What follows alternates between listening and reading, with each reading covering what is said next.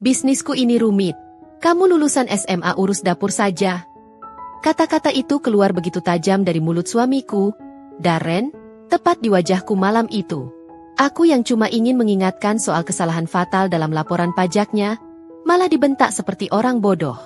Aku diam, menelan semua sakit hati itu sambil menatap tumpukan dokumen yang menurutku akan jadi bom waktu bagi bisnisnya. Seminggu kemudian, ketika amplop merah dari kantor pajak datang dan wajahnya pucat pasi membaca angka 500 juta rupiah, aku tahu saatnya dia belajar bahwa ijazah SMA-ku bukan ukuran kepintaranku. Dan saat dia berlutut memohon bantuan, aku bertanya dengan tenang, "Gimana, Mas? Mau minta tolong sama lulusan SMA ini atau tidak?" Apa yang terjadi selanjutnya? Halo semuanya. Semoga kalian selalu diberkahi kesehatan dan kebahagiaan ya. Sebelum kita mulai, yuk tulis di kolom komentar kalian nonton dari kota mana. Malam itu, jam sudah menunjuk pukul 10 lewat. Lampu ruang kerja Darren masih menyala terang di lantai 2 rumah kami yang minimalis modern. Aku baru saja selesai membereskan dapur setelah makan malam, yang lagi-lagi dia lewatkan karena sibuk dengan laptop dan tumpukan dokumen proyek. Sebenarnya aku sudah mengantuk, tapi ada sesuatu yang mengganjal di pikiranku sejak sore tadi. Saat Darren mandi, aku sempat melihat sekilas dokumen laporan pajak tahunan perusahaannya yang tergeletak di meja ruang tamu. Mataku yang sudah terlatih menganalisis angka-angka langsung menangkap kejanggalan besar. Ada perbedaan signifikan antara pemasukan yang dilaporkan dengan transaksi yang pernah kudengar dia sebutkan saat telepon dengan klien. Belum lagi biaya operasional yang dicatat tidak sesuai dengan realita pengeluaran perusahaan konstruksi sebesar miliknya.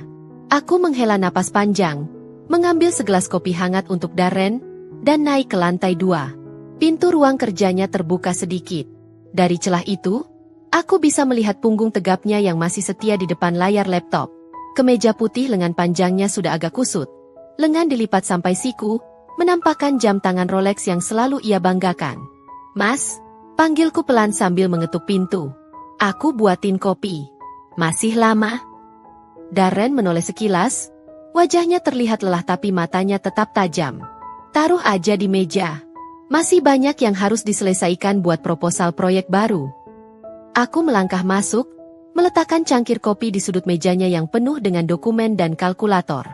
Sejenak aku ragu, tapi akhirnya memberanikan diri.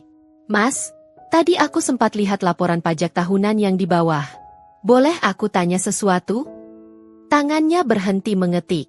Ada jeda singkat sebelum dia menjawab dengan nada datar. "Kenapa? Ada yang kurang?" "Bukan kurang, Mas.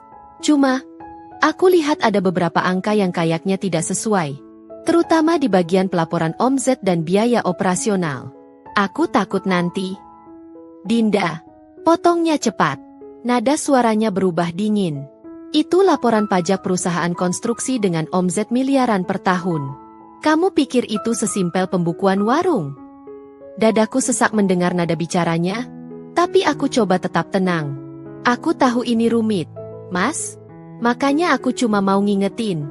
Soalnya kalau angka omzet yang dilaporkan jauh lebih rendah dari transaksi sebenarnya, nanti kantor pajak bisa." "Dinda, dengar." Darren memutar kursinya menghadapku. Matanya menatap tajam, ada campuran lelah dan jengkel di sana. "Kamu itu lulusan SMA. Aku kuliah ekonomi, S1 sampai lulus, punya konsultan pajak profesional yang ngurus semua ini. Bisnisku ini rumit. Kamu mana ngerti pajak perusahaan segede ini? Urus dapur saja, itu lebih cocok buat kamu." Rasanya seperti ditampar. Kata-kata itu keluar begitu enteng dari mulutnya, tapi menghujam keras di dadaku. Aku berdiri di sana, tangan masih memegang nampan kosong, menatap suami yang sudah kupercaya selama 5 tahun pernikahan ini. "Aku cuma mau bantu, Mas," ucapku pelan, mencoba meredam getaran di suaraku. "Aku memang cuma lulusan SMA, tapi aku belajar akuntansi sendiri.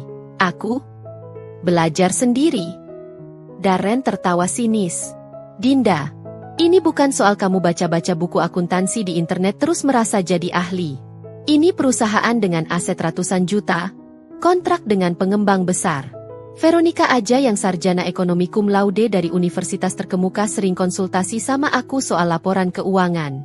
Masa aku mau dengerin saran dari kamu yang bahkan gak pernah kuliah?" Nama Veronica. Selalu nama itu yang keluar kalau dia mau membandingkanku dengan standar kesuksesannya. Veronica, rekan bisnisnya yang cantik, pintar, dan punya gelar yang berjejer. Aku tahu dia tidak punya hubungan apa-apa dengan Veronica selain bisnis, tapi cara dia selalu menyebut nama itu dengan nada kagum itu menyakitkan. Baik, Mas, jawabku akhirnya. Suaraku terdengar lebih dingin dari yang kuinginkan. Aku cuma ngingetin. Terserah Mas mau percaya atau enggak. Aku berbalik, melangkah keluar dari ruang kerja itu dengan hati yang berat. Di belakangku, aku mendengar Darren sudah kembali mengetik. Seakan percakapan tadi tidak ada artinya baginya. Aku turun ke lantai 1, duduk di sofa ruang tamu dengan tangan gemetar. Mataku menatap kosong ke arah dokumen laporan pajak yang masih tergeletak di meja. Aku ambil dokumen itu, membacanya lebih teliti. Dan semakin kubaca, semakin jelas kesalahannya. Ini bukan cuma kesalahan kecil. Ini kesalahan fatal yang bisa membuat Darren kena audit dan denda besar dari Direktorat Jenderal Pajak. Pelaporan omzet yang tidak sesuai, biaya operasional yang digelembungkan, bahkan ada beberapa transaksi yang sepertinya tidak tercatat sama sekali. Aku bukan orang bodoh. Mungkin aku memang cuma lulusan SMA karena dulu keluargaku bangkrut dan aku harus berhenti sekolah. Tapi sejak menikah muda di usia 23, aku punya banyak waktu luang. Aku tidak mau jadi ibu rumah tangga yang cuma bisa masak dan beberes rumah. Aku belajar akuntansi dari video tutorial, baca buku perpajakan, bahkan ikut kursus online gratis. 5 tahun belakangan ini, aku sudah bantu beberapa tetangga dan teman yang punya UKM untuk menyelesaikan laporan pajak mereka. Mereka berhasil, bahkan ada yang dapat restitusi pajak. Tapi di mata suamiku sendiri, semua itu tidak ada artinya. Kamu lulusan SMA mana ngerti pajak? Kata-kata itu terus bergema di kepalaku. Aku menggigit bibir, menahan air mata yang mulai menggenang. Bukan karena aku lemah, tapi karena sakit rasanya tidak dihargai oleh orang yang paling dekat denganmu. Aku ambil ponsel, memotret beberapa halaman penting dari dokumen itu. Entah kenapa, instingku bilang aku harus punya salinan ini. Setelah selesai, aku rapikan kembali dokumen itu dan letakkan persis seperti semula. Kalau Darren tidak mau dengar, aku tidak akan memaksa. Tapi aku sudah memperingatkan. Dan aku punya perasaan buruk bahwa kesalahan ini akan segera terungkap. Kantor pajak tidak main-main dengan perusahaan sebesar milik Darren. Mereka punya sistem yang canggih untuk mendeteksi ketidaksesuaian laporan. Aku naik ke kamar, berbaring di ranjang dengan hati yang masih berat. Dari jendela kamar, aku bisa melihat cahaya ruang kerja Darren yang masih menyala. Dia masih sibuk dengan proyeknya, dengan dunianya yang menurutnya terlalu rumit untuk kutahu. Baiklah, Mas Darren. Kita lihat saja nanti siapa yang benar. Aku memejamkan mata, mencoba tidur meski pikiran terus berkelana. Entah kenapa, malam itu terasa lebih panjang dan sunyi dari biasanya. Pagi itu aku bangun lebih awal dari biasanya. Darren sudah berangkat ke kantor sejak subuh untuk meeting dengan calon investor baru. Bahkan sarapan yang sudah kusiapkan tidak ia sentuh. Hanya secangkir kopi hitam yang ia bawa dalam tumbler kesayangannya. Aku duduk sendirian di meja makan, menatap piring nasi goreng yang masih utuh. Rumah ini terasa besar dan sepi. Padahal dulu, sebelum bisnis Darren makin berkembang pesat, kami selalu sarapan bersama. Dia akan cerita tentang rencananya, dan aku akan mendengarkan sambil sesekali memberi saran. Tapi sekarang, aku seperti hanya penghuni rumah ini, bukan lagi pasangan hidupnya. Aku menghela napas, membereskan meja makan, lalu duduk di sofa dengan secangkir teh hangat. Mataku menatap foto pernikahan kami yang terpajang di dinding ruang tamu. Kami berdua tersenyum lebar, begitu bahagia. Darren memeluk pinggangku erat, dan aku bersandar di dadanya dengan wajah penuh harap akan masa depan.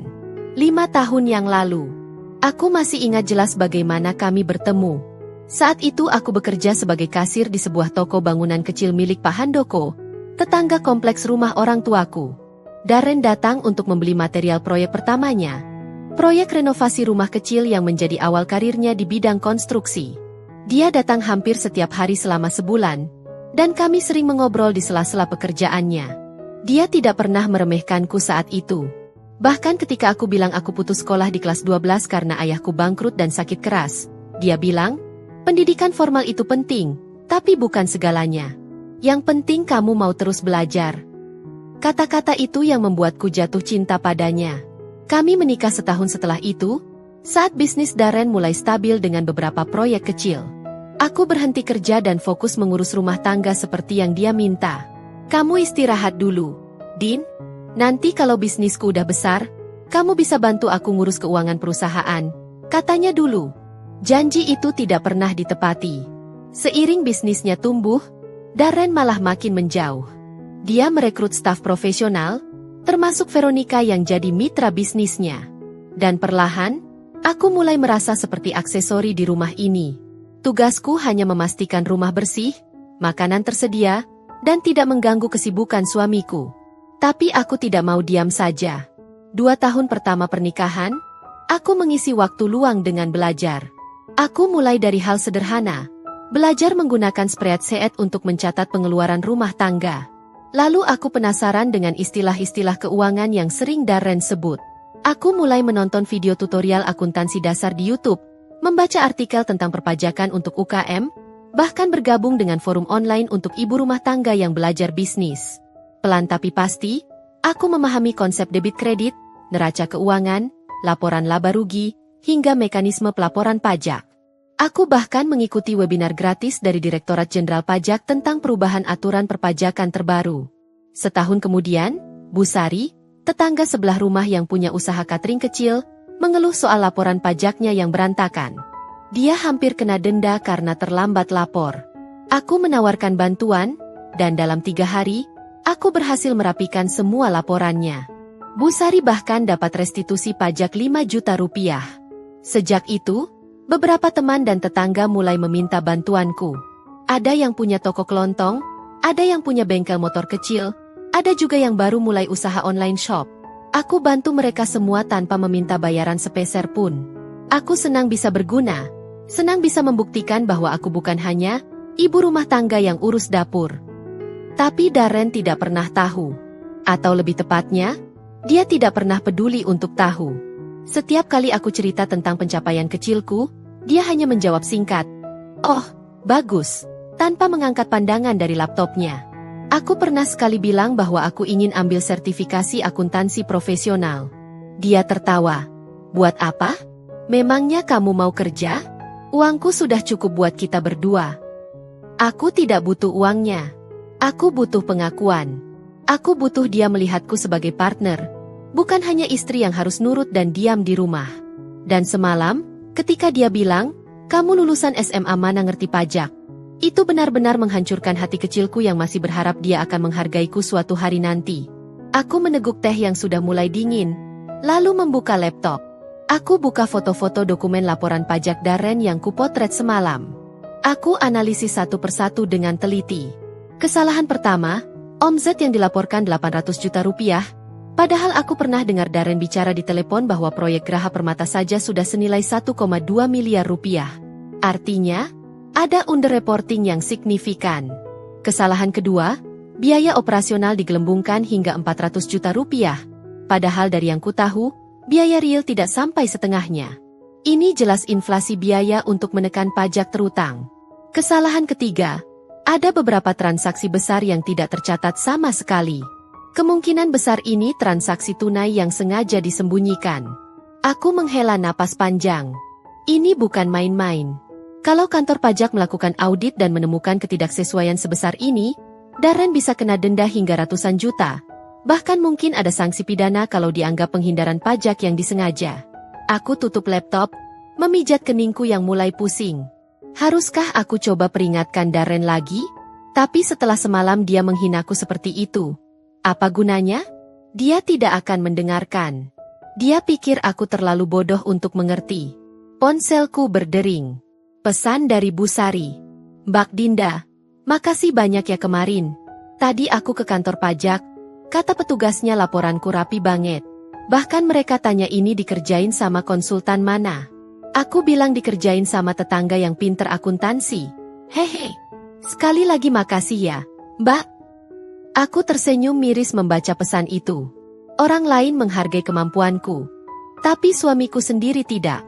Aku balas pesannya dengan singkat, lalu menatap layar ponsel kosong. Di wallpaperku terpampang foto kami saat liburan tahun lalu ke Bali. Darren tersenyum lebar memelukku dari belakang, dan aku terlihat sangat bahagia. Kapan terakhir kali kami sebahagia itu? Aku tidak ingat. Yang aku ingat hanya tatapan dinginnya, nada suara menghinanya, dan kalimat yang terus bergema. Bisnisku ini rumit. Kamu mana ngerti pajak perusahaan segede ini? Urus dapur saja. Itu lebih cocok buat kamu. Aku berdiri, membereskan cangkir teh, dan melanjutkan rutinitas harianku. Tapi kali ini, ada sesuatu yang berbeda di dalam diriku. Ada luka yang tersimpan, tapi juga ada tekad yang mulai mengeras. Aku tidak akan memaksa Darren untuk percaya padaku. Tapi aku juga tidak akan tinggal diam kalau suatu saat dia membutuhkan bantuanku. Dan entah kenapa, aku punya firasat kuat hari itu akan segera tiba. Seminggu setelah kejadian itu, Darren semakin tenggelam dalam kesibukan proyeknya. Dia mendapat kontrak besar dari sebuah developer properti ternama untuk membangun kompleks perumahan mewah di pinggiran kota. Nilainya fantastis, hampir 3 miliar rupiah. Ini proyek terbesar yang pernah dia tangani. Dan tentu saja, arogansinya makin menjadi-jadi. Dia pulang semakin larut, kadang lewat tengah malam. Bahkan di akhir pekan, dia lebih sering menghabiskan waktu di kantor atau meeting dengan klien di hotel berbintang.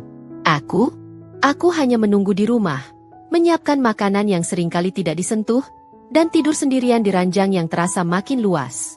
Malam itu, Darren pulang sekitar pukul 11. Aku masih terjaga, duduk di ruang keluarga sambil membaca buku akuntansi lanjutan yang baru kubeli minggu lalu. Aku dengar suara mobilnya masuk garasi, disusul langkah kakinya yang berat naik ke teras. Masih melek? Tanyanya datar saat masuk. Kemeja birunya sudah kusut, dasi dilonggarkan, wajahnya terlihat lelah tapi ada kilau puas di matanya. Iya, belum ngantuk, jawabku sambil menutup buku. Udah makan, Mas? Sudah, tadi makan sama Tim dan Veronica di restoran Jepang. Dia melepas jam tangannya, meletakkannya di meja dengan bunyi, tek, yang terdengar mahal. Kita dapat kabar bagus. Investor setuju tambah dana untuk fase 2 proyek. Tinggal finalisasi kontrak minggu depan. Alhamdulillah, bagus dong, ujarku mencoba tersenyum. Berarti proyeknya lancar ya? Darren melirikku sekilas, lalu tertawa kecil, tawa yang terdengar meremehkan. Lancar? Ini lebih dari lancar, Dinda. Ini breakthrough. Setelah proyek ini selesai, aku bisa buka cabang perusahaan di Jakarta. Veronica sudah hitung proyeksi keuntungannya. Kita bisa naik kelas jadi kontraktor grade A dalam 2 tahun. Lagi dia menyebut nama Veronica dengan nada penuh kekaguman. Oh, Veronica yang hitung, komentarku pelan, mencoba meredam rasa tidak nyaman di dada. Ya iyalah, dia kan CFO perusahaan. Sarjana ekonomi cum laude. Pengalaman kerja di perusahaan multinasional sebelum gabung sama aku. Beda banget sama. Dia berhenti sejenak, menatapku. Ya sudahlah. Kalimatnya tidak selesai, tapi aku tahu apa maksudnya.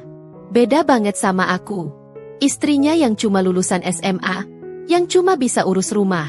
Aku menggigit bibir, menahan kata-kata yang ingin meluncur dari mulut. Tidak ada gunanya berdebat dengan orang yang sudah merasa paling benar. Darren berjalan ke dapur, mengambil air mineral dari kulkas, lalu kembali sambil melonggarkan kancing kemejanya. Besok aku ada meeting penting dari pagi. Jangan telepon atau chat kalau nggak urgent ya. Aku harus fokus. Oke, jawabku singkat. Dia naik ke lantai 2 tanpa menambahkan kata apapun.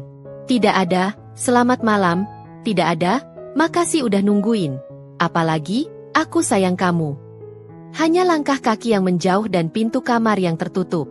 Aku duduk sendirian di ruang keluarga, menatap buku yang tadi kubaca. Tiba-tiba buku itu terasa berat di tangan. Untuk apa aku belajar sekeras ini kalau pada akhirnya tidak ada yang menghargai? Tapi kemudian aku ingat pesan Bu Sari, ingat senyum lega Pak Joko pemilik bengkel yang juga pernah kubantu, ingat ucapan terima kasih Mbak Dewi yang hampir kena masalah pajak besar sebelum aku menolong. Mereka menghargaiku. Mereka percaya padaku. Mungkin cukup itu. Mungkin aku tidak perlu pengakuan dari Darren. Tapi bohong kalau aku bilang tidak sakit. 2 hari kemudian, aku sedang menyiram tanaman di taman depan saat Darren pulang lebih awal dari biasanya. Sekitar jam 4 sore. Wajahnya terlihat sumringah. Senyum lebar terkembang. Di tangannya ada bungkusan dari butik branded ternama. Dinda, panggilnya dari mobil sebelum turun. Nada suaranya jauh lebih ceria dari biasanya. Aku menoleh, agak terkejut dengan antusiasmenya. Ada apa, Mas? Kok pulang cepat? Dia berjalan mendekat, masih tersenyum lebar. Kontrak proyek fase 2 sudah ditandatangani. 3 miliar, Din. 3 miliar. Ini pencapaian terbesar perusahaan kita. Wah, selamat, Mas, ucapku dengan senyum tipis. Kerja kerasnya terbayar ya. Ini buat kamu. Dia menyodorkan bungkusan itu. Tas branded. Harganya 20 juta. Biar kamu bisa bawa kalau kita pergi ke acara formal. Aku menerima bungkusan itu dengan perasaan campur aduk. Di satu sisi, aku tahu ini niat baik. Tapi di sisi lain, rasanya seperti hadiah penutup mulut. Seperti dia memberiku sesuatu yang mahal agar aku diam dan tidak protes tentang apapun. Makasih, Mas, kataku pelan. Jangan cuma, makasih, gitu aja. Kamu nggak seneng? Darren mengerutkan kening. Tahu nggak berapa banyak cewek yang pengen punya tas kayak gini? Seneng, Mas. Cuma ya, makasih. Dia menggeleng, tampak sedikit kecewa dengan responseku. Udahlah, aku mandi dulu. Nanti malam kita makan di luar. Aku mau ajak kamu ke resto baru yang lagi hits. Veronica yang rekomendasiin. Lagi-lagi Veronica. Aku hanya mengangguk, membawa bungkusan tas itu masuk ke dalam rumah. Setelah Darren naik ke atas, aku buka bungkusannya. Tas kulit mewah warna krim dengan logo emas di depannya. Memang cantik, memang berkelas. Tapi entah kenapa, tas ini terasa hambar. Aku tidak butuh tas 20 juta. Aku butuh suami yang menghargai pendapatku, yang mendengarkan kekhawatiranku, yang melihatku sebagai partner, bukan aksesori. Malam itu, kami makan di restoran fine dining yang megah. Darren memesan wine mahal dan steak premium. Dia bercerita panjang lebar tentang proyek barunya, tentang betapa sulitnya negosiasi dengan investor, tentang bagaimana Veronica membantunya menyusun proposal yang sempurna. Aku hanya mendengarkan, sesekali mengangguk, jarang berkomentar. Karena setiap kali aku coba berpendapat, dia akan memotong dengan kalimat seperti, "Kamu nggak ngerti konteks bisnisnya." Atau, "Ini bukan sekelas UKM tetangga kamu, Din." Di tengah makan malam, ponsel Darren berdering. Dia angkat dengan cepat. "Halo, Fer? Iya. Oh serius? Wah mantap. Oke, besok kita finalisasi di kantor?" "Iya, aku lagi makan malam sama istri." "Haha, iya nanti aku sampein." "Oke, thanks ya, Fer." Dia menutup telepon dengan senyum lebar. Veronica tadi bilang, ada calon investor lain yang tertarik join di proyek kita. Ini peluang bagus banget buat ekspansi lebih cepat. Bagus dong. Komentarku datar sambil memotong stik yang sudah dingin. Veronica juga nitip salam buat kamu. Dia bilang kapan-kapan pengen kenal sama kamu. Penasaran katanya sama istri bos yang low profile banget, kata Darren sambil tertawa. Aku bilang kamu memang tipe istri yang suka di rumah, nggak suka show off. Low profile? Atau memang tidak pernah diajak keluar? Gumamku singkat. Darren tidak menyadari, atau pura-pura tidak menyadari, bahwa aku tidak nyaman dengan percakapan ini. Dia terus bercerita tentang betapa hebatnya Veronica, betapa strategisnya pemikiran perempuan itu, betapa efisiennya cara kerjanya. Sampai akhirnya aku tidak tahan. "Mas," potongku pelan. "Aku mau tanya. Laporan pajak tahunan yang waktu itu, sudah diserahin ke kantor pajak?" Wajah Darren berubah. Senyumnya memudar, digantikan tatapan dingin. "Sudah. Kenapa memangnya?" "Cuma, aku masih khawatir sama angka-angka yang..." "Dinda, please deh."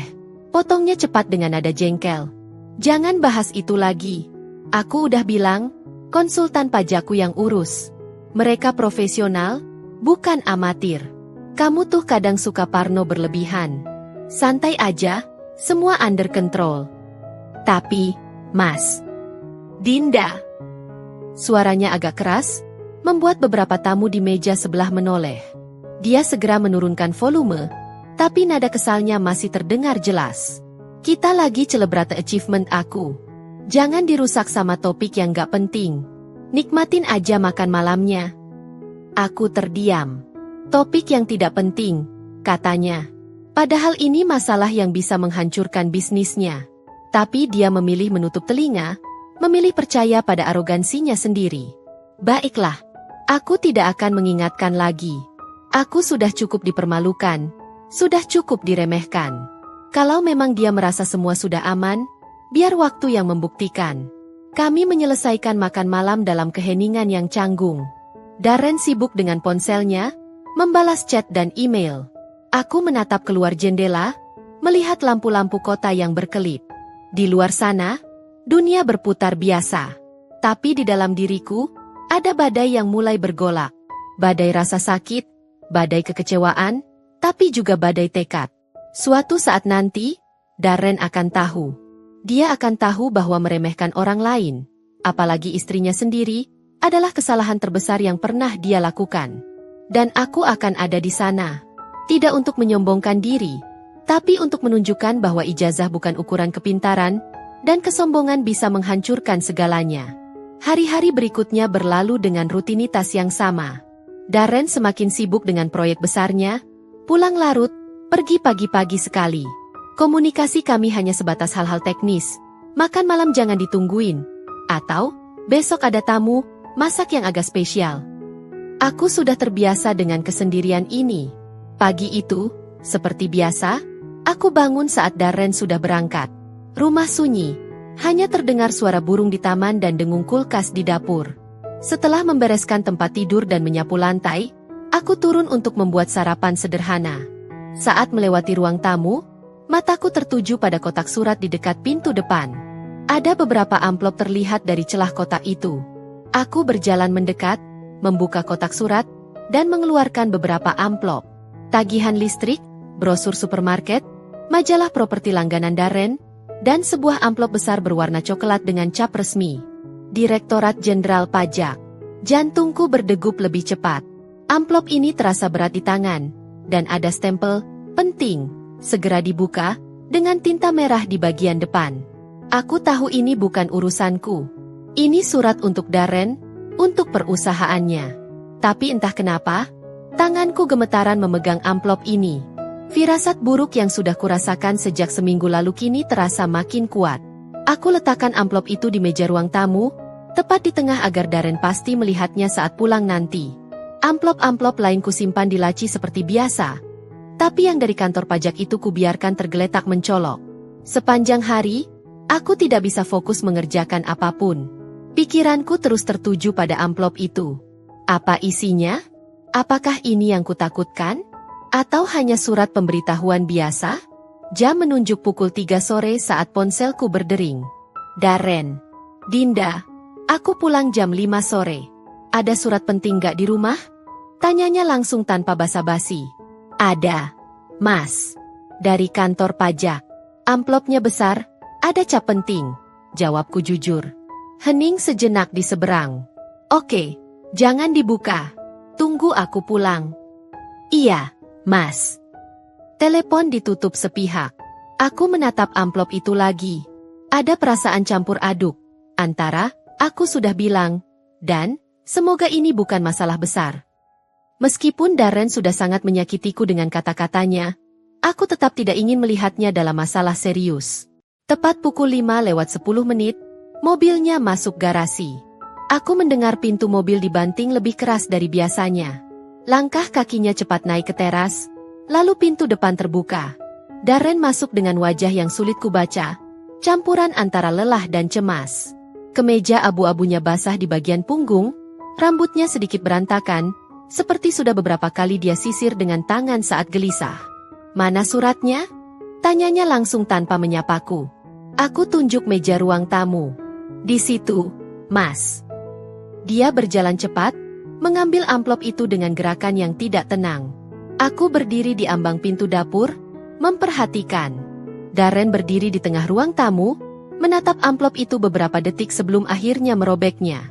Dia mengeluarkan berkas di dalamnya, beberapa lembar kertas resmi dengan kop Direktorat Jenderal Pajak. Matanya bergerak cepat membaca baris demi baris. Dan perlahan, sangat perlahan, wajahnya berubah. Dari ekspresi tegang menjadi pucat pasi. Nggak mungkin. Gumamnya pelan, hampir seperti berbisik pada diri sendiri. Ada apa, Mas? Tanyaku hati-hati, melangkah sedikit lebih dekat. Darren tidak menjawab. Tangannya yang memegang surat itu bergetar.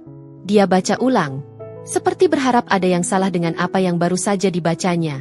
Tapi ekspresinya makin terpuruk. Darren, ada apa? Tanyaku lagi, kali ini dengan nada lebih khawatir. Dia mendongak menatapku, matanya kosong. Audit. Mereka mau audit perusahaan aku. Mereka bilang ada ketidaksesuaian laporan pajak tahun lalu dan tahun ini. Rasanya seperti ada batu besar jatuh ke perutku. Ini dia yang kutakutkan, yang sudah kuperingatkan. Ketidaksesuaian apa, Mas? Tanyaku pelan, meskipun aku sudah tahu jawabannya. Darren duduk di sofa, masih memegang surat itu dengan tangan gemetar. Mereka bilang ada indikasi underreporting pendapatan dan inflasi biaya operasional. Mereka minta aku datang minggu depan buat pemeriksaan lengkap dengan semua dokumen pendukung. Dia menarik napas dalam, suaranya mulai bergetar. Dan mereka kasih estimasi sementara, potensi tunggakan dan denda bisa mencapai 500 juta rupiah. 500 juta. Angka yang bahkan tidak pernah kubayangkan bisa jadi masalah nyata dalam hidup kami. Ini pasti salah, lanjut Darren, lebih pada dirinya sendiri. Konsultan pajak aku yang urus semua. Mereka profesional, nggak mungkin salah. Aku berdiri di sana, memandangi suamiku yang mulai panik. Ada bagian dari diriku yang ingin mengatakan, aku sudah bilang, Mas, aku sudah peringatkan kamu. Tapi aku tahan. Ini bukan saatnya untuk menang-menangan. Konsultannya siapa? Mas? Coba hubungi sekarang, tanyakan kenapa bisa sampai seperti ini. Saranku. Darren langsung merogoh ponselnya, mencari kontak, lalu menelepon. Aku bisa mendengar nada sambung berulang kali, tapi tidak ada yang mengangkat. Dia coba lagi. Masih tidak diangkat. Sial. Umpatnya, melempar ponsel ke sofa. Dia memegang kepalanya dengan kedua tangan, napasnya memburu. Kenapa bisa gini? Kenapa sekarang? Proyek besar aku baru jalan, investor baru masuk, semuanya lagi bagus-bagusnya. Kenapa sekarang? Aku duduk di sofa single di seberangnya, membiarkan dia meluapkan kecemasannya dulu. Setelah beberapa saat, aku bertanya dengan nada setenang mungkin, Mas punya arsip lengkap laporan pajak dan dokumen pendukungnya? Ada, di kantor semua. Tapi, dia menatapku dengan tatapan blank. Dinda, aku nggak ngerti kenapa ini bisa terjadi. Aku udah bayar konsultan pajak mahal. Aku percaya penuh sama mereka. Boleh aku lihat suratnya? Tanyaku hati-hati. Darren menatapku beberapa detik, seperti ragu. Tapi akhirnya dia menyerahkan surat itu padaku. Aku baca dengan teliti. Pemberitahuan pemeriksaan pajak. Di sana tertulis jelas, ditemukan indikasi perbedaan signifikan antara omzet yang dilaporkan dengan data transaksi yang tercatat di sistem perbankan. Ada juga catatan tentang biaya operasional yang tidak wajar dibandingkan standar industri sejenis. Dan yang paling berat, estimasi potensi kurang bayar pajak beserta denda administrasi dan bunga mencapai 500 juta rupiah. Aku menghela napas panjang. Ini persis seperti yang kukhawatirkan. Bahkan lebih buruk dari perkiraanku. Mas, kataku pelan, ini serius. Kantor pajak nggak main-main kalau sudah kirim surat seperti ini. Mereka pasti sudah punya data kuat. Aku tahu, bentaknya tiba-tiba. Tapi kemudian dia sadar, menarik napas, dan melanjutkan dengan suara yang lebih lirih. Maaf, aku nggak tahu harus gimana. Aku meletakkan surat itu di meja. Pertama, Mas harus hubungi konsultan pajak Mas besok pagi. Kedua, siapkan semua dokumen keuangan perusahaan dari 2 tahun terakhir. Ketiga, coba cek lagi sendiri laporan yang sudah diserahkan, bandingin sama transaksi real. Biar Mas tahu persis di mana masalahnya. Darren menatapku, ada sesuatu yang berubah di matanya. Bukan tatapan meremehkan seperti biasanya, tapi tatapan orang yang mulai kewalahan. Kamu ngerti soal ini? Tanyanya ragu. Aku tersenyum tipis. Pahit. Aku cuma lulusan SMA. Mas? Mana aku ngerti pajak perusahaan segede punya Mas? Kalimatnya sendiri yang kulempar balik. Darren terdiam, wajahnya memerah. Dia tahu apa maksudku. Dinda, aku? Nggak apa-apa, Mas, potongku lembut. Sekarang yang penting fokus ke masalahnya dulu. Besok Mas coba hubungi konsultan pajak, klarifikasi semuanya. Kalau memang ada kesalahan, masih bisa diperbaiki sebelum sidang audit. Darren mengangguk lemah, tangannya masih gemetar memegang surat itu. Dia terlihat sangat berbeda dari Darren yang kemarin makan malam mewah sambil tertawa puas. Sekarang dia hanya pria yang ketakutan, kehilangan kendali atas situasi yang selama ini dia kira aman. 500 juta. Gumamnya lagi, seperti tidak percaya. Kalau sampai segitu, aku harus jual aset. Mobil, mungkin sebagian tanah. Bahkan mungkin harus minta investor mundur dari proyek, karena reputasi perusahaan bakal jatuh kalau ketahuan ada masalah pajak. Aku tidak berkomentar. Karena semua yang dikatakannya memang benar. Ini bukan main-main. Ini bisa menghancurkan bisnis yang sudah dia bangun bertahun-tahun. Dan aku, istrinya yang cuma lulusan SMA, sudah melihat ini datang dari jauh hari. Tapi dia memilih tidak mendengarkan. Darren duduk terdiam di sofa, menatap kosong ke depan. Surat dari kantor pajak tergeletak di atas meja, seperti bom waktu yang baru saja meledak. Malam itu, rumah kami terasa lebih dingin dari biasanya. Pagi itu aku bangun lebih awal dari biasanya. Darren bahkan tidak tidur di kamar. Aku menemukannya tertidur di sofa ruang tamu dengan laptop masih menyala di pangkuannya dan surat dari kantor pajak tergeletak di lantai. Wajahnya terlihat lelah, kantung matanya menghitam, rambutnya berantakan. Aku ambilkan selimut, menyelimutinya pelan agar tidak terbangun. Meskipun dia sudah menyakitiku berkali-kali, aku tidak bisa melihatnya seperti ini tanpa merasa iba. Jam 7 pagi, Darren terbangun dengan gerakan tiba-tiba. Dia langsung meraih ponselnya, memeriksa notifikasi dengan wajah panik. Pagi, Mas. Aku bikinin kopi ya, tawarku dari dapur. Dia hanya mengangguk tanpa menatapku. Jarinya sibuk mengetik pesan.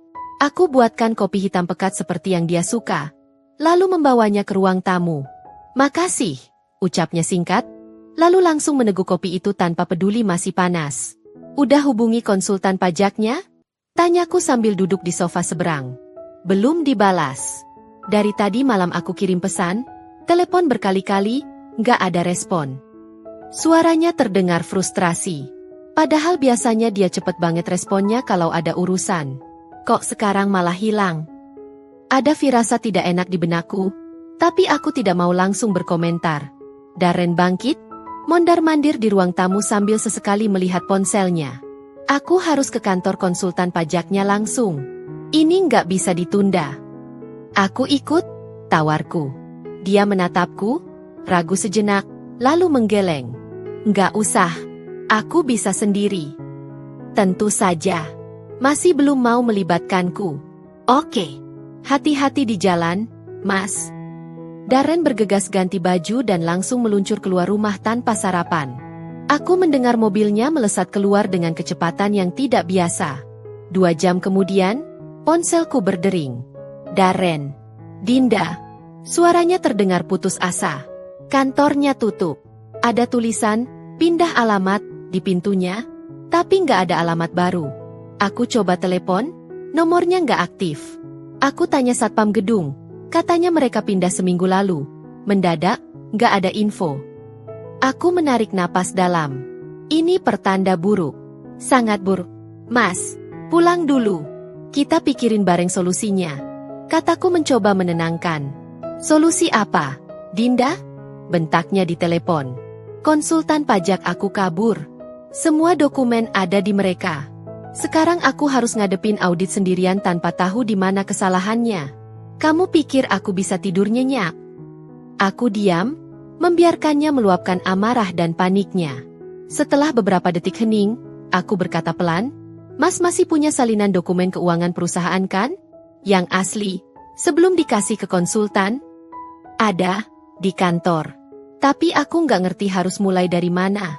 Ini ratusan transaksi, ratusan halaman laporan. Aku nggak punya waktu buat audit sendiri. Pulang dulu, Mas. Kita bicarakan pelan-pelan. Telepon ditutup tanpa jawaban. Darren pulang sekitar jam 11 siang. Wajahnya jauh lebih kusut dari pagi tadi. Dia membawa tas ransel besar berisi tumpukan dokumen dan flash disk. Ini semua dokumen keuangan dari 2 tahun terakhir. Katanya sambil membanting tas itu ke meja ruang tamu. Aku nggak tahu harus ngapain. Aku bukan akuntan. Aku bisnisman. Aku ngurus proyek, ngurus klien, bukan ngitung-ngitung pajak yang rumit kayak gini. Aku dekati meja itu, membuka tas, melihat tumpukan kertas yang tidak teratur. Invoice, kwitansi, laporan bank, kontrak proyek, semuanya bercampur tanpa sistem. Mas, kataku hati-hati. Aku bisa bantu cek ini semua. Aku bisa. Kamu. Darren menatapku dengan tatapan yang sulit kubaca, antara putus asa dan masih ada sisa ego.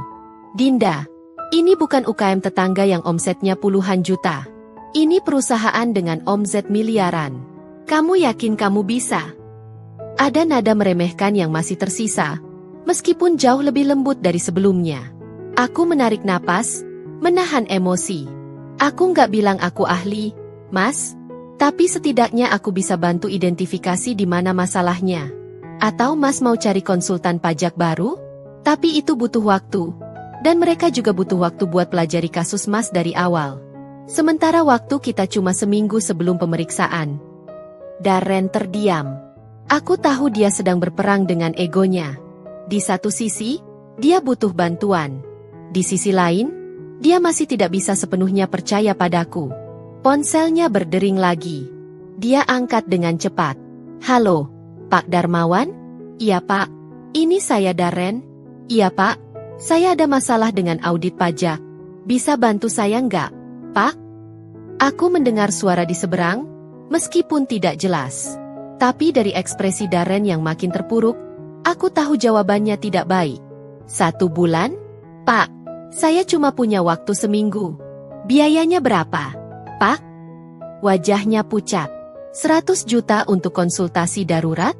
Pak, itu belum termasuk penyelesaian masalahnya kan? Oh, Pak. Saya pikir dulu. Terima kasih. Telepon ditutup. Darren merosot ke sofa, tangannya menutupi wajah. Semua konsultan pajak yang aku hubungi bilang hal yang sama. Mereka butuh waktu minimal 2 minggu buat pelajari kasus. Biaya konsultasi mulai dari 100 juta. Dan itu belum jaminan bisa ngurangin denda. Bahkan ada yang bilang kalau kasusnya seburuk ini, kemungkinan besar tetap kena denda besar. Aku duduk di sebelahnya, membiarkan keheningan menyelimuti kami sejenak. Dinda. Suaranya pelan, hampir seperti bisikan. Aku nggak tahu harus gimana. Ini pertama kalinya aku mendengar suara Darren serapuh ini. Pria yang selalu percaya diri, yang selalu merasa paling benar, kini duduk di sampingku dengan wajah penuh keputusasaan. Kalau sampai kena denda 500 juta, aku harus jual mobil, jual tanah warisan almarhum bapak, bahkan mungkin gadaikan rumah ini. Proyek besar yang baru jalan bakal mandek karena investor pasti bakal mundur kalau tahu perusahaan aku bermasalah dengan pajak. Reputasi aku bakal hancur. Dinda, hancur. Aku menatap suamiku yang kini terlihat sangat rapuh. Bagian dari diriku masih sakit dengan semua perlakuannya selama ini. Tapi bagian lain dari diriku, bagian yang masih mencintainya, yang masih ingat bagaimana dia dulu memperlakukanku dengan baik, tidak bisa membiarkannya tenggelam sendirian. Mas, kataku pelan tapi tegas. Masih ada waktu. Masih ada kesempatan buat perbaiki ini. Tapi Mas harus percaya sama aku. Bukan karena aku mau menang-menangan atau mau dengerin Mas minta maaf. Tapi karena kita ini suami istri. Apa yang terjadi sama Mas, terjadi juga sama aku. Darren mengangkat wajahnya, menatapku dengan mata yang berkaca-kaca. Aku tahu aku bukan sarjana ekonomi seperti Veronica, lanjutku. Aku tahu ijazah aku cuma SMA. Tapi aku sudah belajar akuntansi dan pajak bertahun-tahun. Aku sudah bantu banyak orang selesaikan masalah pajak mereka. Dan yang paling penting, aku sudah lihat kesalahan di laporan pajak Mas sejak awal. Aku cuma butuh kesempatan buat buktiin. Darren terdiam lama. Aku bisa melihat pertarungan di matanya. antara ego dan kebutuhan, antara kebanggaan dan kepanikan. Tapi, kalau kamu salah? Kalau malah makin parah? Tanyanya ragu. Emang sekarang gak parah, Mas? Jawabku lembut. Konsultan pajak Mas kabur. Konsultan baru minta waktu dan biaya yang Mas gak punya. Sementara waktu terus berjalan. Seminggu lagi Mas harus datang ke kantor pajak dengan penjelasan dan pembetulan yang jelas. Kalau Mas datang tanpa persiapan, denda 500 juta itu bakal jadi kenyataan. Atau bahkan lebih. Keheningan kembali menyelimuti. Hanya terdengar detak jam dinding yang berdetik pelan. Akhirnya, Darren mengangguk lemah. Oke, aku butuh bantuanmu. Kata-kata itu keluar dengan susah payah, seperti menelan paku. Tapi setidaknya, dia mengatakannya. Tapi aku nggak janji bakal langsung percaya penuh. Tambahnya cepat, masih ada sedikit pertahanan. Aku nggak punya pilihan lain. Aku tersenyum tipis. Bukan senyum kemenangan, tapi senyum pahit yang bercampur lega. Nggak apa-apa, Mas. Aku nggak butuh janji. Aku cuma butuh Mas kasih aku akses ke semua dokumen dan percaya sama proses yang aku jalanin. Darren mengangguk lagi. Kali ini lebih mantap meskipun masih terlihat ragu. Sekarang, Mas istirahat dulu. Makan siang, terus tidur sebentar. Aku bakal mulai sortir dokumen-dokumen ini. Nanti sore kita diskusi bareng, kataku sambil bangkit. Darren menatapku, ada sesuatu yang berbeda di tatapannya. Bukan tatapan cinta atau penghargaan, belum. Tapi setidaknya, bukan lagi tatapan meremehkan. Makasih, Din, ucapnya pelan. Aku hanya mengangguk. Lalu mulai membuka tumpukan dokumen di meja. Perang baru saja dimulai. Dan kali ini, aku yang akan memimpin pertempuran. Sore itu, aku sudah menghabiskan hampir 4 jam duduk di meja ruang tamu, dikelilingi tumpukan dokumen yang kusortir berdasarkan kategori, invoice proyek, laporan bank, kwitansi pengeluaran, kontrak dengan klien, dan laporan pajak yang sudah diserahkan ke kantor pajak. Laptopku menyala. Layarnya penuh dengan spreadsheet yang kubuat untuk membandingkan angka-angka. Mataku sudah mulai perih, tapi aku tidak bisa berhenti. Semakin dalam aku menggali, semakin jelas kesalahan-kesalahan fatal yang dibuat konsultan pajak Darren, atau mungkin sengaja dibuat untuk menekan kewajiban pajak. Darren tidur sekitar 2 jam, lalu bangun dengan wajah sedikit lebih segar meskipun kekhawatiran masih tercetak jelas di matanya. Dia mandi, ganti baju, lalu turun ke ruang tamu dengan langkah yang lebih pelan dari biasanya. Gimana? Tanyanya sambil berdiri di ujung meja, menatap tumpukan dokumen yang sudah kurapikan. Duduk dulu, Mas. Aku jelasin, kataku tanpa mengalihkan pandangan dari laptop. Darren duduk di seberangku, tangannya terkepal di atas meja. Aku bisa merasakan ketegangan dari tubuhnya. Aku tarik napas dalam, lalu mulai menjelaskan dengan tenang. Oke, jadi aku sudah cek semua dokumen yang Mas bawa. Dan Mas harus tahu, ini bukan cuma kesalahan kecil. Ini kesalahan sistematis yang kemungkinan besar disengaja. Wajah Darren menegang. Maksudnya? Pertama, omzet yang dilaporkan ke kantor pajak cuma 800 juta. Tapi dari invoice dan laporan bank yang aku cek, transaksi masuk rekening perusahaan Mas selama setahun terakhir itu hampir 2 miliar. Artinya, ada 1,2 miliar yang nggak dilaporkan. Apa? Darren bangkit dari kursinya. Nggak mungkin. Konsultan aku yang ngurus semua laporan masuk. Makanya aku bilang ini kemungkinan disengaja. Mas, jawabku tetap tenang. Konsultan pajak Mas mungkin pakai skema underreporting buat ngecilin pajak yang harus dibayar. Masalahnya, kantor pajak punya akses ke data perbankan. Mereka bisa cross-check. Dan mereka nemu. Darren kembali duduk, tangannya menutupi wajah. Ya Tuhan. Kedua, lanjutku, biaya operasional yang dilaporkan 400 juta. Padahal dari kwitansi dan bukti pengeluaran yang ada, total realnya nggak sampai 200 juta. Ini namanya inflasi biaya. Bikin seolah-olah pengeluaran perusahaan gede, biar laba kelihatan kecil, biar pajaknya kecil juga. Tapi aku nggak tahu soal ini. Darren menatapku dengan mata penuh panik. Aku percaya penuh sama konsultan aku. Dia yang urus semuanya. Aku tahu, Mas. Makanya sekarang kita yang harus bersin, kataku sambil memutar laptop agar dia bisa melihat spreadsheet yang kubuat. Ini aku udah hitung ulang semuanya. Omzet real, biaya operasional real, dan pajak yang seharusnya dibayar. Darren menatap layar laptop, matanya menelusuri angka-angka yang kutulis rapi dalam kolom-kolom terstruktur. Kalau dihitung ulang dengan benar, pajak yang seharusnya Mas bayar tahun lalu itu sekitar 350 juta. Tapi yang udah dibayar cuma 120 juta. Artinya, kurang bayar 230 juta. 230 juta. Gumam Darren lemah. Ditambah denda dan bunga selama setahun, estimasi kantor pajak 500 juta itu sebenarnya nggak terlalu jauh. Lanjutku. Tapi Darren menatapku dengan tatapan penuh harap. Tapi kalau kita bisa tunjukin ke kantor pajak bahwa ini kesalahan konsultan, bukan kesengajaan Mas, dan kita bisa ajukan pembetulan laporan dengan data yang benar dan lengkap, ada kemungkinan denda bisa dikurangi. Nggak bisa hilang, tapi bisa jauh lebih kecil dari 500 juta. Berapa kira-kira? Tanyanya cepat. Kalau prosesnya lancar dan kantor pajak menerima argumen kita, mungkin bisa turun jadi 100 sampai 150 juta. Itu udah termasuk kurang bayar pajak, denda administrasi, dan bunga. Darren terdiam lama, mencerna informasi yang baru saja kusampaikan. 100 juta tetap angka yang sangat besar, tapi jauh lebih baik dari 500 juta yang bisa menghancurkan bisnisnya. Kamu yakin bisa ngerjain ini semua? Tanyanya pelan, ada nada ragu tapi juga harap. Aku menatap matanya. Aku nggak jago seperti sarjana ekonomi cum laude, Mas. Aku juga nggak punya sertifikat resmi dari lembaga akuntansi manapun. Tapi aku udah belajar ini bertahun-tahun. Aku udah bantu puluhan orang keluar dari masalah pajak. Dan yang paling penting, aku udah lihat masalah ini dari jauh-jauh hari, bahkan sebelum surat dari kantor pajak datang. Kalimat terakhirku seperti tamparan halus. Darren menunduk, menggigit bibirnya. Aku tahu, Din. Aku tahu kamu udah ngingetin. Aku yang bodoh. Aku yang terlalu sombong. Akhirnya, kata-kata yang sudah kutunggu.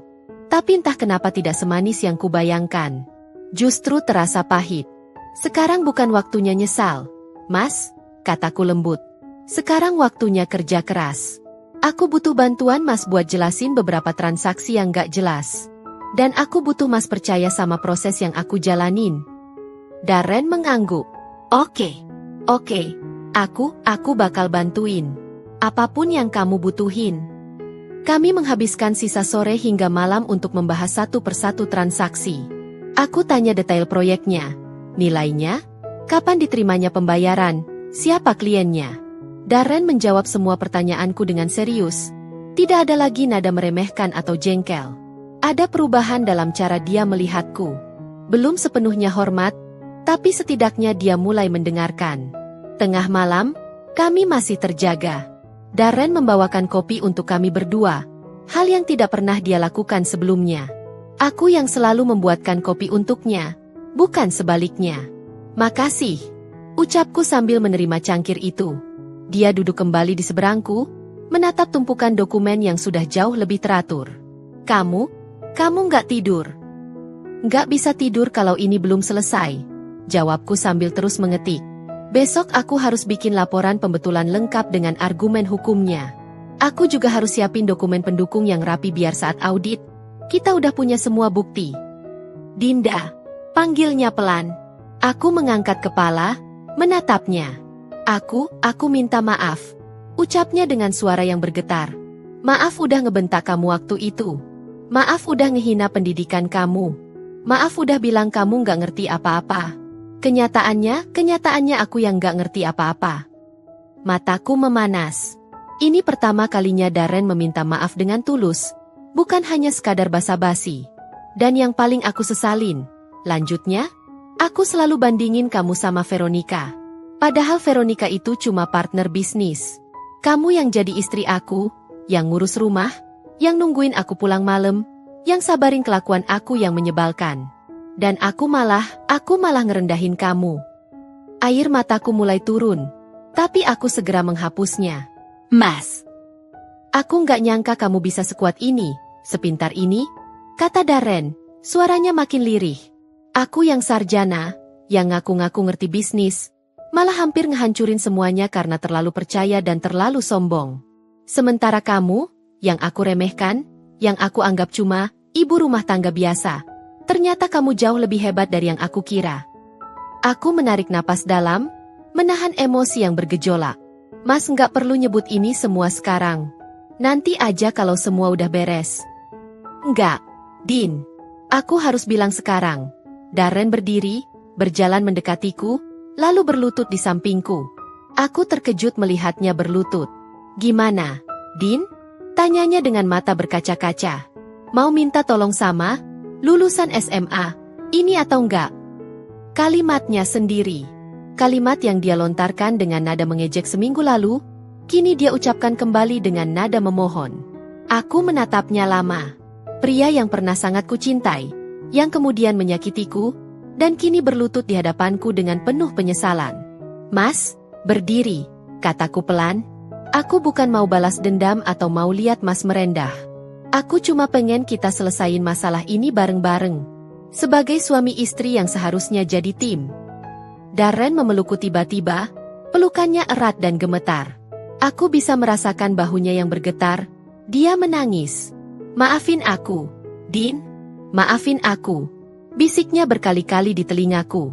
Aku membalas pelukannya, membiarkan semua luka di hatiku perlahan mulai terbuka. Belum sembuh, tapi setidaknya mulai tersentuh oleh penyesalan yang tulus. Sekarang berdiri, Mas. Kita masih banyak kerjaan, kataku sambil melepas pelukannya perlahan. Darren mengangguk, menghapus air matanya, lalu kembali duduk dengan wajah yang jauh lebih tenang meskipun masih memerah. Malam itu, kami bekerja berdampingan hingga subuh. Tidak ada lagi sekat antara sarjana dan lulusan SMA. Tidak ada lagi pembanding dengan orang lain. Hanya ada suami dan istri yang berjuang bersama menyelamatkan apa yang hampir hancur. Dan untuk pertama kalinya dalam berbulan-bulan, aku merasakan kehangatan yang sempat hilang dari rumah tangga kami. 3 hari pertama adalah yang paling berat. Aku dan Darren hampir tidak tidur. Hanya istirahat beberapa jam di sela-sela pekerjaan yang menumpuk. Ruang tamu berubah menjadi kantor darurat dengan dokumen bertebaran di mana-mana, laptop menyala 24 jam, dan cangkir kopi yang terus berganti. Darren yang biasanya jarang di rumah, kini memilih bekerja dari rumah agar bisa membantuku kapanpun aku butuh penjelasan. Dia menunda beberapa meeting, menitipkan pengawasan proyek kepada asistennya, dan fokus penuh pada penyelesaian masalah pajak ini. Pagi itu, hari keempat sejak kami mulai bekerja sama, aku duduk di lantai ruang tamu dengan dokumen-dokumen tersebar melingkari tubuhku. Mataku menelusuri setiap angka, setiap transaksi, memastikan tidak ada yang terlewat. Din, ini info dari proyek Geraha Permata yang kamu tanyain kemarin, kata Darren sambil turun dari lantai 2 membawa map tebal. Rambutnya berantakan, kemeja putihnya kusut, tapi matanya jauh lebih fokus dari hari-hari sebelumnya. Makasih, Mas. Taruh di sebelah sini ya. Jawabku sambil menunjuk tumpukan di sebelah kananku. Darren duduk di lantai juga, di hadapanku, dan mulai membantu menyortir dokumen. Kamu udah makan? Aku menggeleng. Belum sempet. Nanti aja. Nggak bisa gitu. Dari tadi pagi kamu cuma minum kopi. Dia bangkit dan berjalan ke dapur. Beberapa menit kemudian, dia kembali dengan sepiring roti isi telur dan segelas susu. Makan dulu. Aku yang buatin, jangan protes soal rasa. Aku tersenyum tipis melihat usahanya. Roti itu terlihat sederhana, bahkan agak gosong di pinggiran, tapi entah kenapa rasanya hangat di hati. Makasih, Mas. Kami makan berdampingan di lantai, dengan dokumen sebagai alas piring kami. Tidak glamor, tidak mewah, tapi ada kebersamaan yang tidak pernah kami rasakan bahkan saat makan di restoran bintang 5. Dinda, panggil Darren di sela-sela kunyahannya. Aku baru sadar, selama ini aku nggak pernah benar-benar ngeliat kamu bekerja. Maksud aku tahu kamu ngurus rumah, masak, beberes. Tapi aku nggak pernah lihat kamu kayak gini, fokus, teliti, ngitung angka-angka rumit dengan tenang. Kamu luar biasa. Aku berhenti mengunyah. Menatapnya. Ada kekaguman tulus di matanya, bukan lagi tatapan meremehkan. Aku cuma ngerjain apa yang aku bisa, Mas, jawabku sederhana. Bukan cuma bisa, Din. Kamu jago. Bahkan konsultan pajak profesional pun belum tentu seteliti ini. Dia menarik napas. Aku malu sama diri sendiri karena pernah bilang kamu nggak ngerti. Kenyataannya, aku yang nggak ngerti seberapa hebatnya istriku sendiri. Pipinya memerah sedikit, seperti malu mengakui hal itu. Udah, Mas. Fokus makan. Habis ini kita masih harus finalin laporan pembetulan. Kataku mencoba mengalihkan pembicaraan karena aku sendiri mulai tidak tahan dengan emosi yang menggebu. Siang harinya, aku mulai menyusun dokumen pembetulan resmi. Ini bukan pekerjaan mudah. Aku harus menulis argumen hukum yang kuat, menjelaskan kronologi kesalahan, dan menunjukkan itikat baik dari Darren untuk membayar kewajiban pajak yang sebenarnya. Darren duduk di sebelahku, membaca draft yang kutulis. Kamu nulis ini semua sendiri? Bahasa formalnya bagus, Din. Struktur argumennya juga rapi. Aku sering baca putusan pengadilan pajak dan aturan perpajakan. Jadi aku tahu pola penulisan yang mereka mau. Jelasku sambil terus mengetik. Pengadilan pajak. Darren menatapku tidak percaya. Kamu baca putusan pengadilan pajak? Buat apa? Buat belajar, Mas. Biar aku tahu gimana kantor pajak berpikir. Apa argumen yang mereka terima, apa yang mereka tolak. Kalau kita mau ngomong sama mereka, kita harus paham bahasa dan logika mereka. Darren menggeleng pelan, senyum tipis tersungging. Aku kuliah 4 tahun ekonomi, tapi nggak pernah kepikiran buat baca putusan pengadilan pajak. Kamu belajar sendiri tanpa dosen, tanpa bimbingan, tapi jauh lebih mendalam dari yang aku pelajari. Mungkin karena aku belajar dari kebutuhan, bukan dari kewajiban, Mas, jawabku. Aku pengen ngerti beneran, bukan cuma buat lulus ujian. Darren terdiam, seperti merenungkan kata-kataku. Malam harinya, kami duduk berdampingan di sofa, laptop di pangkuanku. Aku membuka website Direktorat Jenderal Pajak, mencari formulir-formulir pembetulan yang harus diisi. Mas, ini ada beberapa pertanyaan yang harus dijawab. Aku bacain, Mas jawab sejujur-jujurnya ya, kataku. Oke. Kami mengisi formulir demi formulir, menjawab setiap pertanyaan dengan hati-hati. Darren menjelaskan kronologi bagaimana dia mempekerjakan konsultan pajak itu, bagaimana dia memberikan semua dokumen, dan bagaimana dia tidak tahu ada manipulasi dalam laporan. Kamu pikir mereka bakal percaya? Tanya Darren cemas. Selama kita punya bukti kuat dan konsisten, harusnya mereka pertimbangkan, jawabku. Aku juga udah siapin bukti transfer pembayaran ke konsultan pajak, kontrak kerjasama, dan komunikasi email yang nunjukin Mas bener-bener nggak tahu soal manipulasi ini. Ini semua bakal jadi argumen kuat. Kamu mikirin semuanya sampai detail segitu? Darren menatapku dengan tatapan yang sulit kudeskripsikan, campuran kagum, malu, dan syukur. Aku beruntung punya kamu, Din. Aku tidak menjawab, hanya tersenyum kecil dan melanjutkan pekerjaan. 2 hari menjelang pemeriksaan pajak, semua dokumen sudah siap.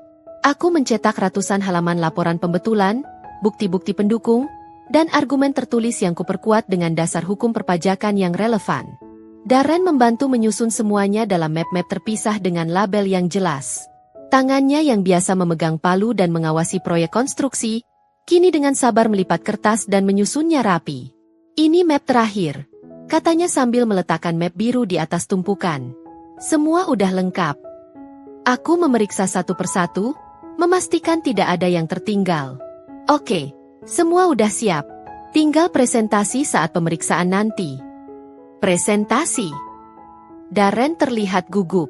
Maksudnya aku yang harus jelasin semua ini? Kita berdua, Mas, jawabku sambil menatapnya. Tapi aku yang bakal jelasin detailnya. Mas cukup jawab pertanyaan mereka dengan jujur dan tenang. Kamu bakal ikut. Ada kelegaan besar di wajahnya. Tentu. Kita tim, kan? Darren meraih tanganku, menggenggamnya erat. Makasih, Din. Makasih udah gak ninggalin aku meskipun aku udah nyakitin kamu. Aku membalas genggamannya. Aku gak akan ninggalin Mas. Bukan karena aku lemah atau gak punya pilihan. Tapi karena aku percaya kita bisa lebih baik dari ini. Malam itu, kami tidur lebih awal dari biasanya. Persiapan untuk hari besar besok. Tapi sebelum tidur, Darren memelukku dari belakang, sesuatu yang tidak dilakukannya sejak berbulan-bulan lalu. "Din," bisiknya di telingaku. "Apapun yang terjadi besok, aku mau kamu tahu aku bangga sama kamu." "Sangat bangga." Air mataku mengalir diam-diam di kegelapan kamar. Kata-kata yang sudah lama kutunggu, akhirnya terucap. "Aku juga bangga sama Mas," balasku pelan. "Bangga karena Mas akhirnya mau belajar merendah dan nerima bantuan." Dia mencium puncak kepalaku lembut. "Aku janji, setelah ini semua selesai, aku bakal jadi suami yang lebih baik. Aku bakal hargain kamu lebih dari siapapun." Aku pegang janjinya. "Mas." Kami tertidur dalam pelukan, dengan harapan bahwa besok akan membawa titik terang dalam badai yang hampir menghancurkan kami. Dan untuk pertama kalinya dalam berminggu-minggu, aku tidur dengan nyenyak, bukan karena masalahnya sudah selesai, tapi karena aku tidak lagi berjuang sendirian. Pagi itu aku bangun lebih awal dari biasanya. Jantungku berdegup kencang meskipun ku coba untuk tetap tenang. Hari ini adalah hari yang menentukan, hari pemeriksaan pajak di kantor Direktorat Jenderal Pajak. Aku memilih busana dengan hati-hati. Blazer navy yang kupinjam dari sepupuku, rok pensil hitam selutut, dan heels 5 cm yang jarang kupakai. Aku ingin terlihat profesional, kredibel, meskipun tanpa gelar sarjana yang tercetak di ijazah. Darren sudah rapi dengan jas hitam formalnya, dasi biru tua, dan sepatu pantofel mengkilap. Tapi wajahnya pucat, tangannya sedikit gemetar saat memasang kancing manset. "Mas, tenang," kataku sambil mendekatinya dan membantu merapikan dasinya. "Kita udah siapin semuanya dengan baik. Tinggal jelasin dengan jujur dan percaya diri." Aku gugup. "Din, akunya dengan jujur. Bagaimana kalau mereka nggak percaya? Bagaimana kalau mereka tetap kekeh dengan denda 500 juta? Aku menatap matanya, memegang kedua bahunya. Kalau mereka tetap kekeh, berarti kita udah berusaha maksimal. Tapi aku yakin, dengan data dan argumen yang kita punya, mereka bakal pertimbangkan. Percaya sama prosesnya, Mas." Darren menarik napas panjang, lalu mengangguk. "Oke, ayo kita berangkat." Kami membawa 3 tas besar berisi map-map dokumen yang sudah tersusun rapi. Perjalanan menuju kantor pajak terasa panjang meskipun hanya 20 menit. Tidak ada yang bicara, hanya denting musik instrumental dari radio mobil yang mengisi keheningan. Kantor Direktorat Jenderal Pajak terlihat megah dan menjulang. Gedung berlantai 10 dengan kaca-kaca besar yang memantulkan cahaya matahari pagi. Kami memarkir mobil, mengambil semua dokumen, lalu berjalan memasuki lobi. "Selamat pagi, Bapak, Ibu. Ada yang bisa kami bantu?" sapa resepsionis dengan ramah. "Kami ada jadwal pemeriksaan pajak dengan Bapak Hendro Wijaya, pukul 9 pagi, jawab Darren dengan suara yang sedikit bergetar. Resepsionis memeriksa komputernya. "Baik, Pak Darren Wicaksono dan Ibu Dinda Saraswati. Silakan naik ke lantai 5, ruang pemeriksaan B. Tim pemeriksa sudah menunggu." Kami naik lift dengan perasaan campur aduk. Darren menggenggam tanganku erat, dan aku membalasnya dengan genggaman yang sama eratnya. "Kita bisa," bisikku. "Kita bisa," ulangnya, seperti mantra untuk menenangkan diri. Lift terbuka di lantai 5. Kami berjalan menyusuri koridor yang bersih dan formal, melewati beberapa ruang kantor, hingga sampai di ruang pemeriksaan B. Darren mengetuk pintu. "Masuk," terdengar suara berat dari dalam. Kami masuk ke ruangan yang cukup luas dengan meja panjang di tengah. Di sisi satunya duduk 3 orang. Seorang pria parubaya berkacamata tebal dengan rambut beruban, yang kupastikan adalah Pak Hendro Wijaya, dan 2 orang stafnya yang lebih muda. "Selamat pagi, Pak. Saya Darren Wicaksono, dan ini istri saya, Dinda Saraswati," ucap Darren sambil mengulurkan tangan. Pak Hendro berdiri, menjabat tangan kami dengan tegas. "Selamat pagi. Silakan duduk. Saya Hendro Wijaya, Kepala Tim Pemeriksa Pajak. Ini rekan saya, Ibu Ratna dan Pak Agus." Kami duduk di hadapan mereka. Jarak meja yang lebar terasa seperti jurang yang harus kami lewati dengan kata-kata dan data. "Baik, Pak Darren," mulai Pak Hendro sambil membuka berkas di hadapannya. "Seperti yang sudah tertulis dalam surat pemberitahuan, kami menemukan ketidaksesuaian signifikan dalam laporan pajak perusahaan Bapak untuk tahun fiskal lalu dan tahun ini. Omzet yang dilaporkan jauh lebih rendah dari transaksi real yang tercatat di sistem perbankan. Biaya operasional juga terindikasi digelembungkan. Apakah Bapak bisa jelaskan hal ini? Darren melirikku. Aku mengangguk memberinya semangat. Pak Hendro, sebelumnya saya mau sampaikan bahwa saya sangat menyesali situasi ini. Jawab Darren dengan suara yang mulai lebih stabil. Saya memang tidak mengurus sendiri laporan pajak perusahaan. Saya mempekerjakan konsultan pajak yang saya percaya penuh untuk mengelola semua aspek perpajakan. Saya baru mengetahui adanya kesalahan setelah menerima surat pemeriksaan dari Bapak. Konsultan pajak yang mana, Pak? Tanya Ibu Ratna sambil mencatat. CV Mitra Solusi Pajak, atas nama Bapak Gunawan Hartono, jawab Darren. Tapi setelah saya mendapat surat ini, kantor konsultan tersebut sudah tutup dan pindah tanpa alamat jelas. Nomor teleponnya tidak aktif. Pak Hendro dan timnya bertukar pandang. Kami sudah mencatat beberapa kasus serupa dengan konsultan yang sama. Sepertinya ini modus operandi yang sistematis. Ada sedikit kelegaan di wajah Darren mendengar itu. Namun, lanjut Pak Hendro dengan nada tegas, meskipun Bapak menggunakan jasa konsultan, tanggung jawab akhir tetap ada pada wajib pajak, yaitu Bapak sendiri. Jadi kesalahan laporan tetap menjadi tanggung jawab Bapak. Darren mengangguk. Saya paham, Pak. Dan saya siap bertanggung jawab. Untuk itu, kami sudah menyiapkan laporan pembetulan lengkap dengan semua dokumen pendukungnya. Aku membuka tas, mengeluarkan map-map yang sudah kami susun. Pak Hendro, izinkan saya menjelaskan. Kataku dengan suara yang kujaga tetap tenang dan jelas. Pak Hendro menatapku dengan tatapan menyelidik. Ibu Dinda posisinya sebagai apa di perusahaan ini? Saya istri Pak Darren, dan saya yang membantu menyusun laporan pembetulan ini. Jawabku sambil menatap matanya tanpa ragu. Ibu punya latar belakang akuntansi atau perpajakan? Tanya Ibu Ratna dengan nada sedikit skeptis. Inilah saatnya. Saat dimana aku harus membuktikan diri tanpa embel-embel gelar. Saya lulusan SMA, Bu, jawabku jujur. Tapi saya belajar akuntansi dan perpajakan secara otodidak selama 5 tahun terakhir. Saya sudah membantu beberapa UKM menyelesaikan masalah perpajakan mereka. Dan untuk kasus ini, saya menganalisis semua dokumen keuangan perusahaan suami saya dari nol. Ada keheningan sejenak. Aku bisa merasakan mereka menilai kredibilitasku. Baiklah, kata Pak Hendro akhirnya. Mari kita lihat apa yang Ibu siapkan. Aku mulai menjelaskan secara sistematis. Aku buka map pertama. Perbandingan laporan pajak lama dengan laporan pembetulan. Aku tunjukkan dengan jelas di mana kesalahan terjadi, bagaimana omzet yang seharusnya dilaporkan, dan bukti transaksi yang mendukung angka tersebut. Ini invoice dari proyek Graha Permata senilai 1,2 miliar. Jelasku sambil menunjukkan dokumen. Ini bukti transfer masuk rekening perusahaan.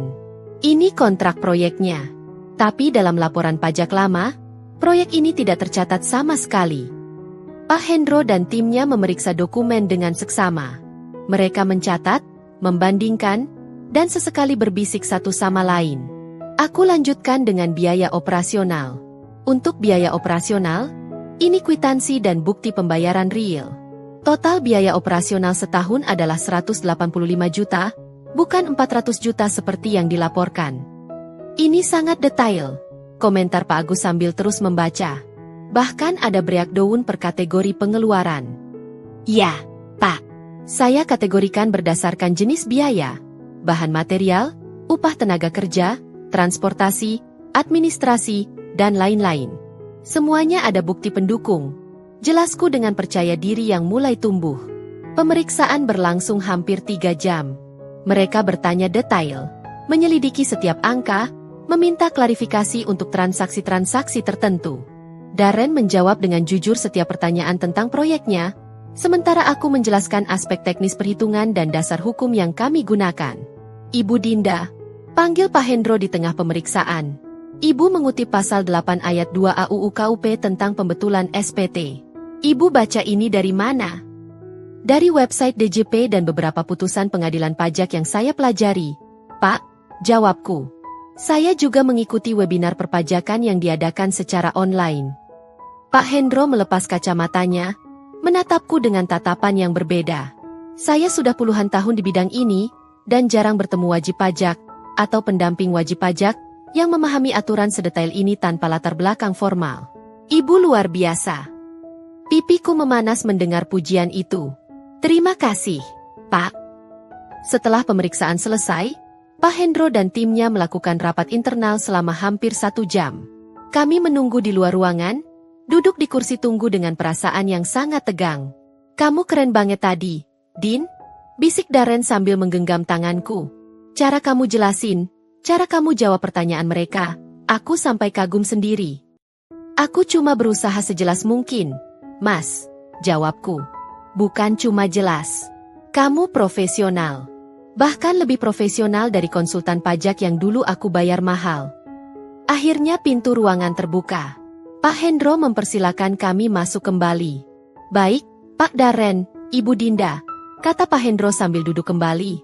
Setelah kami periksa semua dokumen dan argumen yang Ibu sampaikan, kami berkesimpulan bahwa memang terjadi kesalahan sistematis yang kemungkinan besar dilakukan oleh konsultan pajak Bapak, bukan kesengajaan dari Bapak sendiri.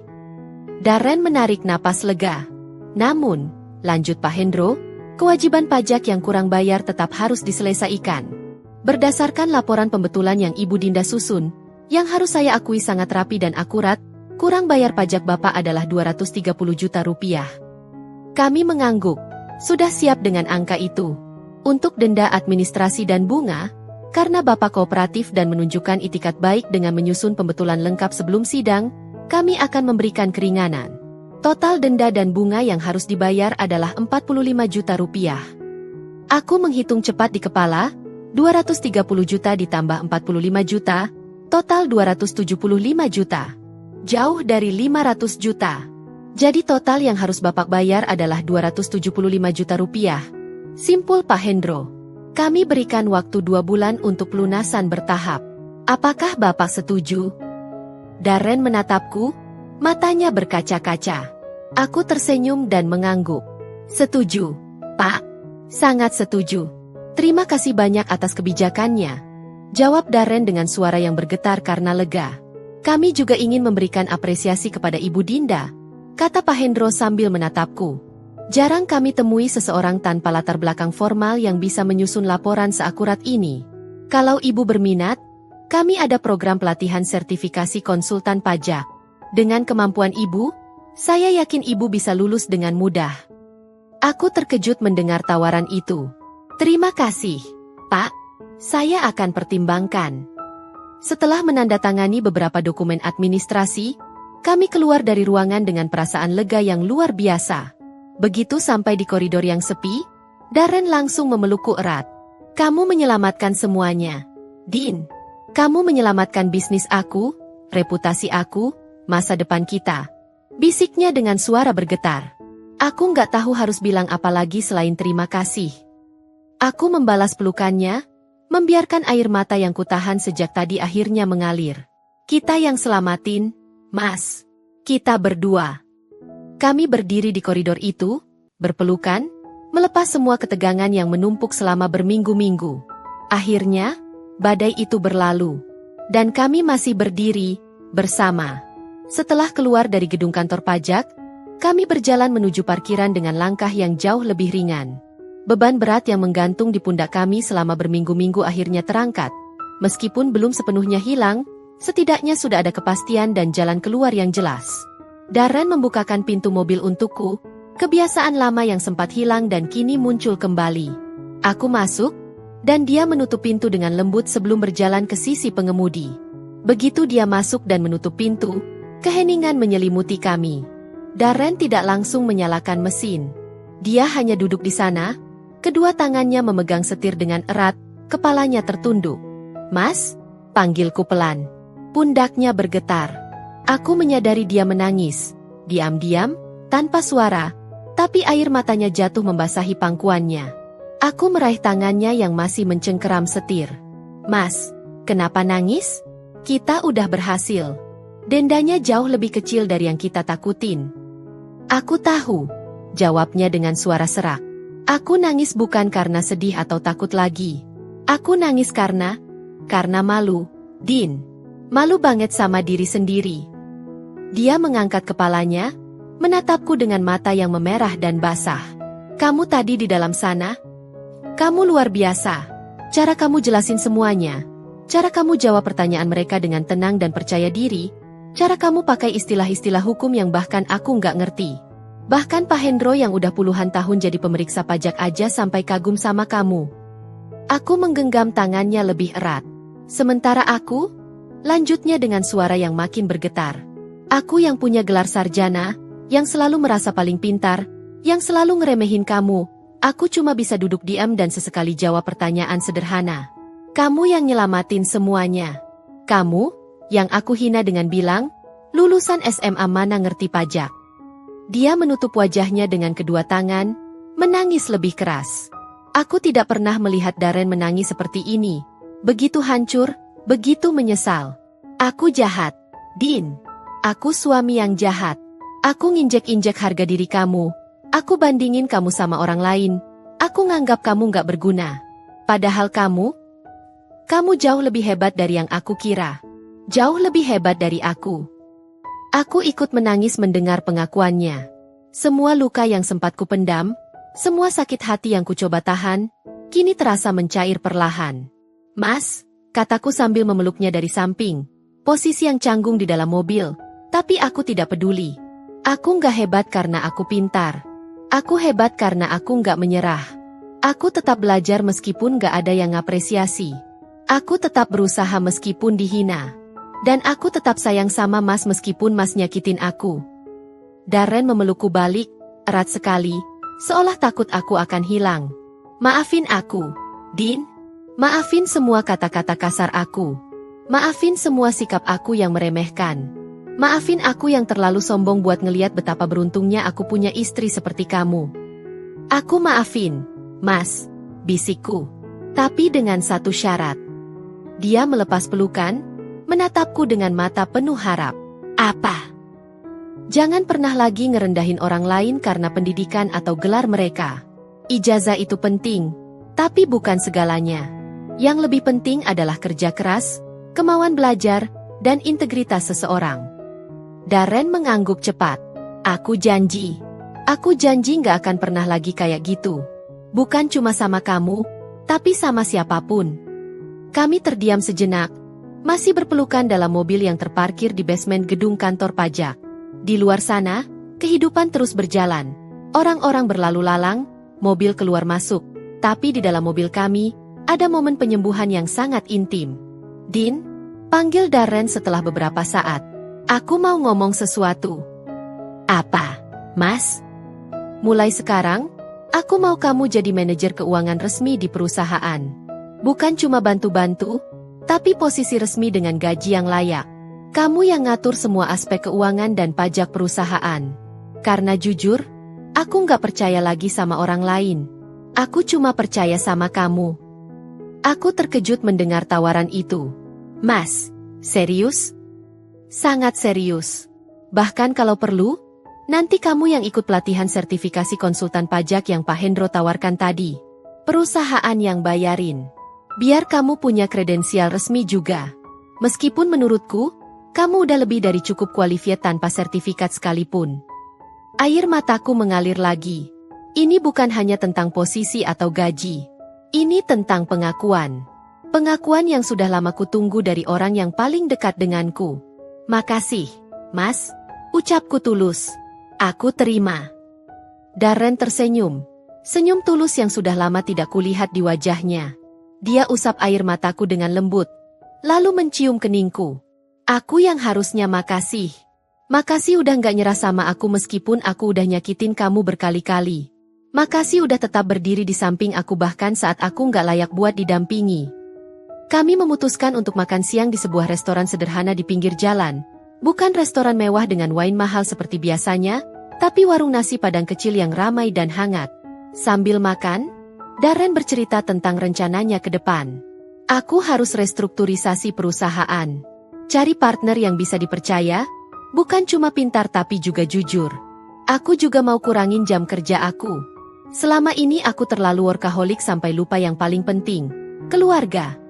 Keluarga, ulangku dengan senyum. Kata itu terdengar asing tapi hangat. Iya. Kamu dan aku. Aku pengen kita punya waktu lebih banyak bareng.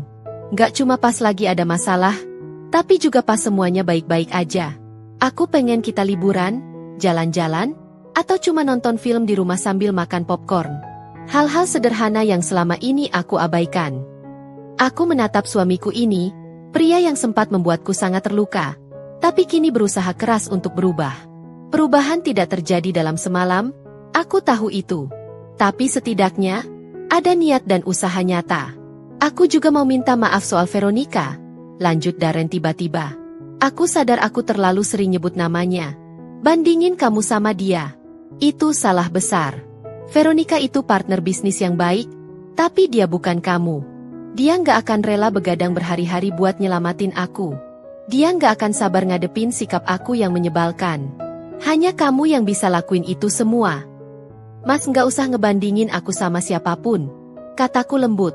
Aku ya aku. Dia ya dia. Kita semua punya kelebihan dan kekurangan masing-masing.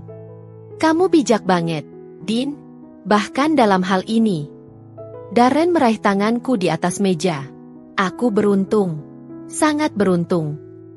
Kami melanjutkan makan dengan suasana yang jauh lebih ringan. Sesekali tertawa membahas hal-hal kecil. Mimik wajah Pak Hendro saat aku jelasin pasal hukum, atau ekspresi gugup Darren saat ditanya soal proyek. Setelah selesai makan, kami jalan-jalan sebentar di taman kota yang tidak jauh dari restoran.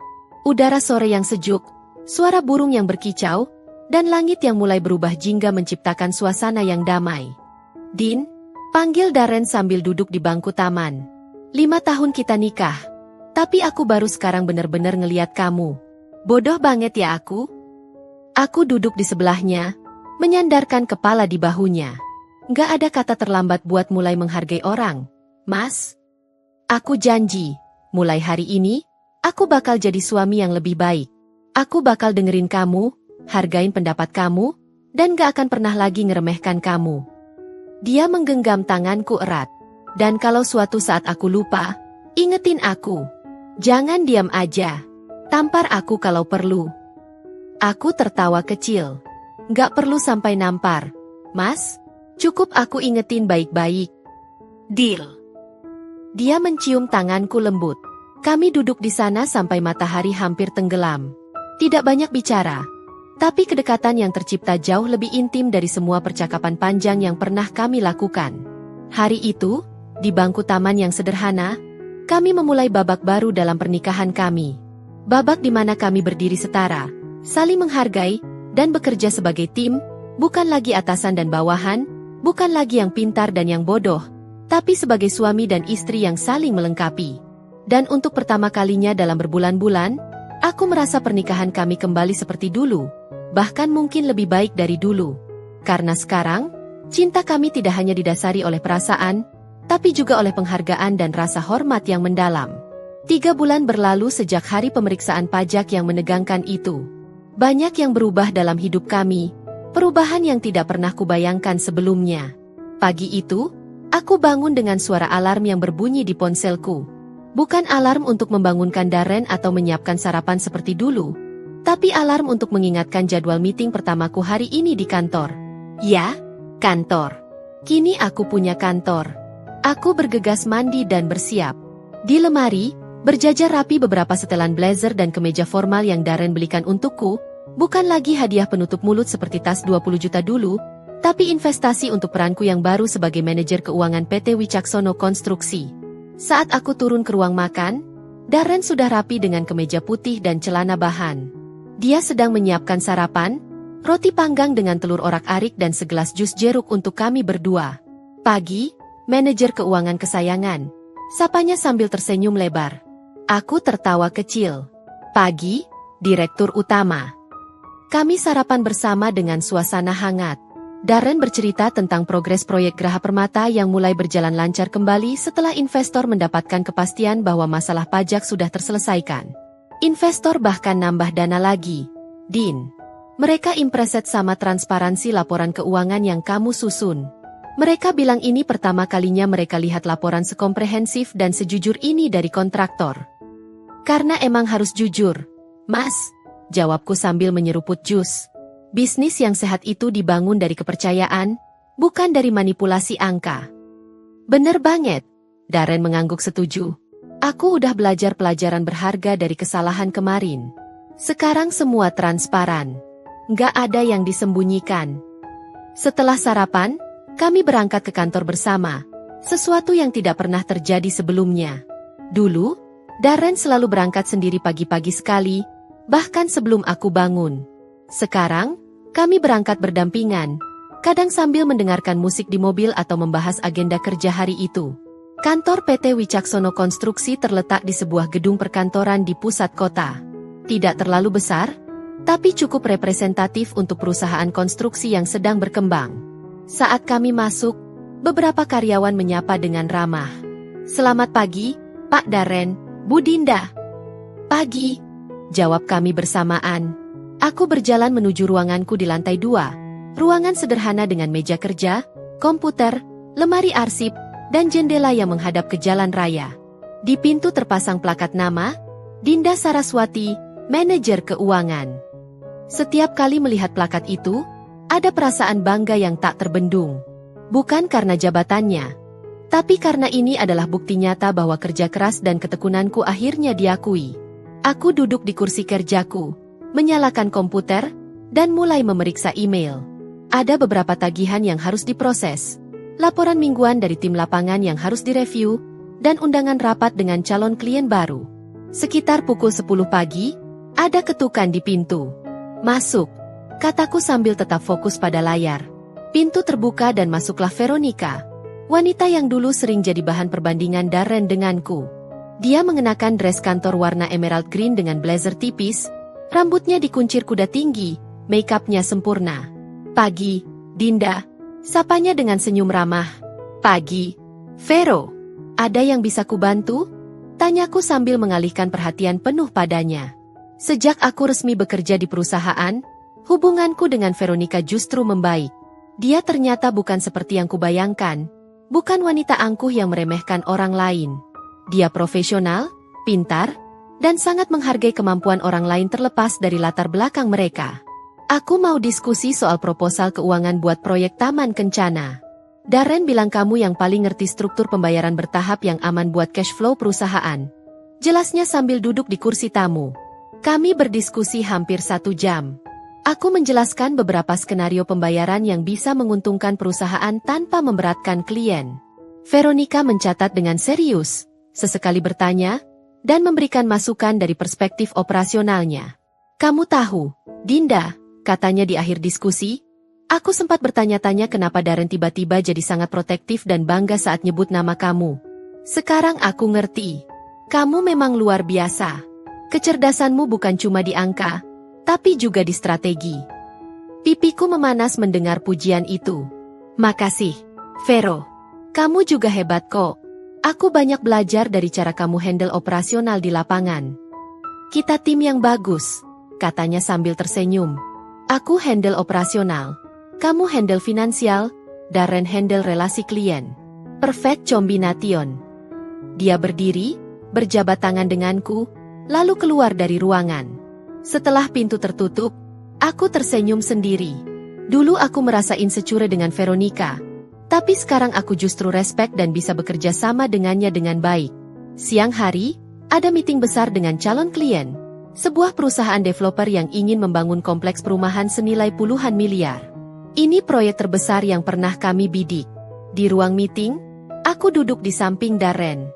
Di seberang kami duduk 3 orang eksekutif dari perusahaan developer, Pak Santoso, Bu Rina, dan Pak Budi. Darren membuka presentasi dengan memperkenalkan perusahaan, portofolio proyek, dan visi kami. Lalu tiba saatnya membahas aspek keuangan dan mekanisme pembayaran. Untuk aspek keuangan, saya serahkan kepada manajer keuangan kami, Ibu Dinda Saraswati, kata Darren sambil menatapku dengan senyum penuh kepercayaan. Aku berdiri, membuka laptop, dan mulai presentasi.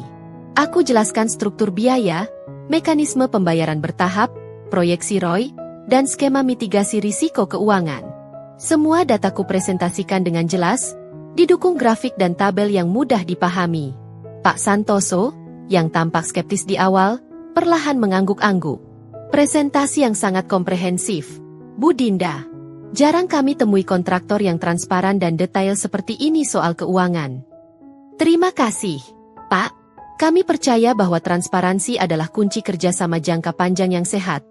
Jawabku dengan percaya diri. Bu Dinda, boleh saya tahu latar belakang pendidikan Ibu? Tanya Bu Rina dengan nada penasaran. Pertanyaan yang dulu akan membuatku minder, kini bisa ku jawab dengan tenang. Saya lulusan SMA, Bu. Tapi saya belajar akuntansi dan manajemen keuangan secara otodidak selama bertahun-tahun. Saya juga baru saja menyelesaikan pelatihan sertifikasi konsultan pajak dari Direktorat Jenderal Pajak. Luar biasa, komentar Pak Santoso. Ini bukti bahwa pendidikan formal memang penting, tapi kemauan belajar dan dedikasi jauh lebih penting. Kami menghargai itu. Meeting berlangsung sukses. Di akhir pertemuan, Pak Santoso mengulurkan tangan. Kami tertarik untuk melanjutkan ke tahap negosiasi kontrak. Tim legal kami akan hubungi Bapak minggu depan. Darren berjabat tangan dengan antusias. Terima kasih atas kepercayaannya, Pak. Setelah mereka pergi, Darren langsung memelukku. You did it, Dean. Mereka impressed banget sama presentasi kamu. Ini proyek puluhan miliar, Dean. Puluhan miliar. Aku tertawa bahagia. Kita yang did it, Mas. Kita tim. Tim terbaik, katanya sambil mencium keningku. Sore harinya, setelah jam kantor selesai, kami pulang bersama. Di perjalanan, Darren tiba-tiba berbelok ke sebuah kafe yang cozy. Mau ngopi dulu, ngerayain kesuksesan hari ini, ajaknya. Kami duduk di sudut kafe, memesan cappuccino dan kue. Suasana sore yang tenang, alunan musik jazz yang lembut, dan kehangatan di antara kami menciptakan momen yang sempurna. Dean, aku mau ngomong sesuatu, kata Darren sambil menatapku serius. Apa, Mas? 3 bulan ini adalah 3 bulan terbaik dalam hidup pernikahan kita. Bukan karena bisnis yang makin lancar atau proyek yang makin besar. Tapi karena aku akhirnya ngeliat kamu, benar-benar ngeliat kamu, sebagai partner hidup yang setara. Aku tersenyum mendengarnya. Aku ingat waktu kita nikah. Aku janji bakal bikin kamu bahagia. Tapi bertahun-tahun aku malah nyakitin kamu. Aku mau memulai lagi, Dean. Memulai pernikahan kita dengan cara yang benar. Dengan respek, dengan penghargaan, dengan cinta yang tulus. Dia merogoh saku, mengeluarkan sebuah kotak kecil berwarna biru. Ini bukan cincin kawin. Cincin kawin kita masih di jari. Ini cincin permintaan maaf sekaligus janji. Dia membuka kotak itu, menampakkan cincin perak sederhana dengan ukiran kalimat, Equal Partners, Forever. Air mataku mengalir. Mas, maukah kamu, Dinda Saraswati, menjadi partner hidupku yang setara, untuk selamanya? Tanyanya dengan mata berkaca-kaca. Mau, Mas. Sangat mau, jawabku sambil terisak. Dia memakaikan cincin itu di jariku, lalu mencium tanganku lembut. Beberapa pengunjung kafe yang menyaksikan bahkan bertepuk tangan. Kami tertawa di antara tangis bahagia. Malam itu, di rumah, kami duduk di sofa ruang tamu sambil menonton film. Hal sederhana yang tidak pernah kami lakukan sejak lama. Darren memelukku dari samping. Kepalaku bersandar di dadanya. Makasih, Dean, bisiknya. Makasih buat apa? Makasih udah gak nyerah sama aku. Makasih udah kasih aku kesempatan kedua. Makasih udah jadi istri terbaik yang bisa aku punya. Aku mendongak, menatap wajahnya. Makasih juga udah mau belajar, Mas. Makasih udah mau berubah. Makasih udah akhirnya ngeliat aku. Dia menciumku lembut, penuh kasih sayang dan penghargaan. Malam itu, di rumah yang dulu terasa dingin dan sepi, kini terasa hangat dan penuh cinta. Kami tidak lagi suami istri yang hidup terpisah di bawah satu atap, tapi pasangan yang benar-benar bersatu. Dalam suka dan duka, dalam kesuksesan dan kegagalan, dalam respek dan cinta yang mendalam. Dan aku tahu, ini baru permulaan. Masih banyak tantangan di depan, masih banyak yang harus kami pelajari dan perbaiki. Tapi selama kami berdiri bersama, sebagai partner yang setara, aku yakin kami bisa menghadapi apapun. Karena cinta sejati bukan tentang tidak pernah jatuh. Cinta sejati adalah tentang bangun bersama setelah jatuh, dan berjalan beriringan dengan lebih kuat dari sebelumnya. Terima kasih sudah mengikuti cerita aku dan Darren dari awal hingga akhir. Semoga cerita ini bisa menginspirasi kalian bahwa pendidikan formal memang penting. Tapi kemauan belajar, kerja keras, dan integritas jauh lebih penting. Jangan pernah meremehkan siapapun berdasarkan gelar atau ijazah mereka. Karena setiap orang punya potensi luar biasa di dalam diri mereka. Dan untuk kalian yang sedang berjuang dalam hubungan yang sulit, ingatlah, perubahan itu mungkin. Selama ada niat tulus dan usaha nyata dari kedua belah pihak. Jangan lupa subscribe channel YouTube Dira Story untuk cerita-cerita inspiratif lainnya. Sampai jumpa di cerita berikutnya.